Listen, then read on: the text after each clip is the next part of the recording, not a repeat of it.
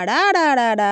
ஒரு பக்கத்த தானடா பார்த்தா, மறுபக்கத்த பார்க்கலையேடா! அப்படிங்கிற மாரி வெங்காயத்தில வந்து அழுகக்காய் இருக்குன்னு தெரியும். ஆனா, இம்புட்டு காய் சொத்தையா போகும் நான் எதிர்பார்க்கவே இல்ல.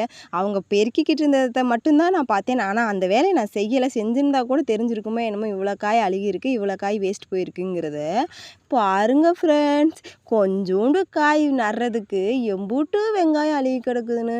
நாங்க இப்படி வாங்கி நட்டிருந்தா கூட இவ்வளோ ஃபீல் பண்ணியிருக்க மாட்டோம். பட்டறையில வச்சிருந்த காய் எவ்வளோ காய் வீணா போச்சுன்னு பாருங்களேன். ஒரே கவலையாவே இருந்துச்சு. ச்சே என்னடா இப்படி ஆயிப்போச்சு, வித்திருந்தா கூட ஒரு 15 கிடச்சிருக்குமோ அப்படிங்கிற மாரி ஆச்சு. இந்த மாரி என்னைய மாரி நெறைய பேர் பட்டறை கட்டி வச்சு இந்த வெங்காயம் பூரா வீணா போனத பார்த்து ரொம்ப பேர் நெறைய கஷ்டப்பட்டுருந்துருப்பாங்க பாருங்க. எவ்வளோ வெங்காயம் சொல்றதுக்கு வார்த்தையே இல்லைன்னா பாருங்களேன்.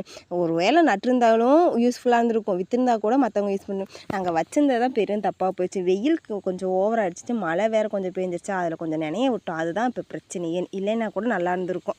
பார்த்தீங்களா? இந்த கொடுமையெல்லாம் எங்க தோட்டத்தில மட்டும் தான் நடக்குது friends. Okay tata bye bye. எல்லாரும் ஹேப்பியா இருங்க. Happy life.